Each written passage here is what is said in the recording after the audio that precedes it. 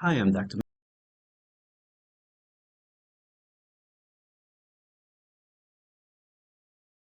Messina. Today we're going to be discussing cheek augmentation with dermal fillers. But first, if you like this type of video, remember to click subscribe and hit the little bell to be alerted to future videos. When we look at the cheek of youth, it's apple-shaped and it's very subtle and raised. However, starting at about age 30, we start to lose volume in the cheek. That progresses to the point where the cheek becomes flattened and begins to sag at the base. The sagging at the base helps create the nasolabial folds or the parentheses lines around the mouth. So why does this happen? First, it was thought the zygomatic muscles, which are responsible for elevation of the mouth corners, had become weakened and started to become slack, allowing for the cheek to appear deflated and sag. However, studies have shown that it is a much more complex problem than just weakening of the zygomatic muscles. When we look at the cheek anatomy, it's composed of bone, being the maxilla or the cheekbone, deep fat pads, superficial fat pads, and muscle. It was found that the deep fat pad tends to atrophy and lose volume starting at about age 30. As we lose more and more of the deep fat pad, the superficial fat pad is allowed to slide down. The loss of the deep fat pad decreases the volume of the cheek, and the sliding of the superficial fat pad allows for the cheek to sag. Also, it was noted that the maxilla tends to lose bony structure over time as well. So it's quite a complex issue as to why we lose our cheeks in time. However, the good news is there are several excellent FDA-approved hyaluronic acid dermal fillers that will restore that volume of youth. When we look at the anatomy of the cheeks, we see the deep fat pads. This is an excellent representation of that. And the fat pads that we're going to mostly be concerned with when we're augmenting the cheek are the deep medial cheek fat and the subicularis oculi fat. We're really not going to do the medial subicularis oculi fat because if we put filler in that area, we're going to create a big bulge at the base of the eyelid. Not only will it not look appealing, it might affect tears and it might affect drainage of the lower lids. So when we're correcting the fat loss, we're not going to be dealing with the subicularis oculi medial fat. This illustration is also very nice because on the left, we see the full fat pads of youth, both deep and superficial. And on the right side, we see how the deep fat has changed, allowing the face to age and the cheek to sag. So who is a good candidate for having cheek fillers? Well, almost everybody. There are a few medical conditions where you might not want to give cheek fillers, such as somebody who's on full anticoagulation, or somebody who has allergies to hyaluronic acids, or staphylococcal bacteria. And you might not want to give it to somebody who is having dental work. It was found that some of the fillers specifically for the cheek might become infected or develop a biofilm if any dental procedure is done within the first 48 hours of receiving the filler. The FDA has approved several dermal fillers specifically for cheek augmentation. The first one was Radiesse, a calcium product. Radiesse is very thick, almost like a slightly watered down caulking compound. That thickness gives a lot of volume when injected just over the maxilla bone. However, it's very unforgiving, and should you need to make a correction, such as to soften a bulge, or if you manage to get it in an artery, there is no reversing radius, and it's very difficult for you to mold it. These problems led to the increase in the hyaluronic acid dermal fillers. And we have three very specific dermal fillers for the cheek. The first was Voluma, a Juvederm product. Voluma XC has Vicross technology, giving it a lot of strength. When we want to inject a filler onto the cheek, we're looking for a filler that has some specific properties. We want it to have a high G prime, which means it's not as compressible as other fillers.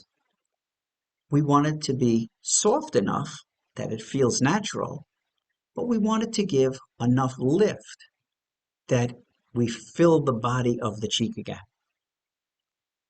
Voluma has all those characteristics, although it's not the highest of the G prime. The highest G prime is Restylane Lyft. Restylane Lyft does just what the name says. When placed on top of the maxillary bone, it lifts up the cheek. It gives an outward projection and volume to the cheek. Now, both Voluma and Lyft are designed to be injected very deep. Unlike when we're doing the nasolabial folds, where we are going right into the dermis, these fillers have to be deep, right atop of the maxillary bone. Starting medial, and the way I like to do it is I start medial and work lateral, giving about 1 to 2/10 of a cc at each injection site.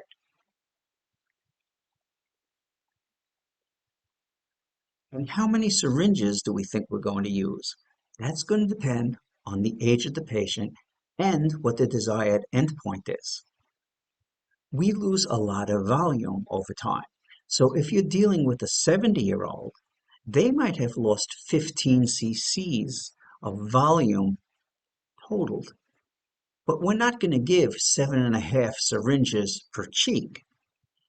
We would probably give them somewhere around 3 syringes per cheek. And I consider that a lot of filler for the cheek. If someone just wants some rejuvenation of the cheek, I find that a single syringe per cheek is adequate to obtain that. Now, if somebody needs a little more fullness and a little more lift, then a syringe and a half per side.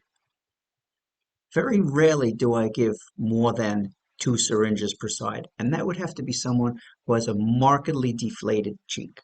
There is a new product out called Restylane Contour. I've been using it now for a few months, and it's an excellent product. Unlike Lyft and Voluma, this one's designed to be injected directly into the deep fat pad. It's designed to replace that fat pad volume. So when you inject deep into that fat pad and you replace the volume, you'll find that Contour restores a beautiful, plump, rounded cheek that looks and feels extremely normal. It's a soft enough product that if you press the cheek with your fingers, it feels natural and it gives a nice curve to the cheek. So now we have the patient. There's no contraindications to getting cheek augmentation. We have the choice of fillers that we're going to use, and I have to tell you, it's usually a combination. I'm usually mixing Voluma or Lyft for the deeper tissues right onto the bone, and then adding the next syringe of Contour to get a little more fullness out of the cheek injection. First thing we do is we clean the area. Remember, we are going to be injecting deep into the tissue, most of the time on the bone, if not the deep fat. And we want to keep this as aseptic or as sterile as possible. So I like to wipe the cheeks with a betadine iodine solution, provided the patient's not allergic, followed by alcohol wipes. That should clean the surface. I then palpate with my finger the angle of the maxilla, and I make little markings to know my anatomical landmarks. I don't want to be too close to the orbit, but I also don't want to be too low. We then start injecting, mindful of the anatomy of the cheek. There's an infraorbital artery that comes out usually about a centimeter below the pupil. And if you occlude that artery, you're going to cut off the blood supply to a significant amount of the face and eyelid. So avoiding that artery is essential. Once you're away from that mid-pupillary area, there's very few arteries in there, and as long as you're injecting deep, you're generally safe. Now here we see, using the injection technique, all of these injections are going right to the maxilla. And as you can see, sometimes if I'm concerned that there could be an artery in the area, we pull back on the syringe and we see if any blood gets sucked into the area. That's not the greatest technique. Studies have shown that blood does not really travel that easily into the small needles used for these dermal fillers. But it's still a good precaution because I have seen flashbacks of blood going into the syringe. The injection is slow. There's no need to be in a rush. Generally, anywhere from 0.5 to 0.2 of a cc per area with a slow injection. That's the safest. And while you're injecting, you should be looking for any changes in coloration, any blanching of the skin, because that could show you that you are now occluding an artery, and you would have to treat it right away with hyaluronidase. If they were done with our procedure, ice might help reduce swelling.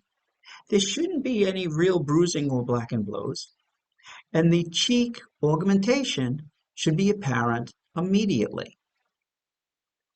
So that's it for the cheek augmentation. I hope you learned something and have a good day.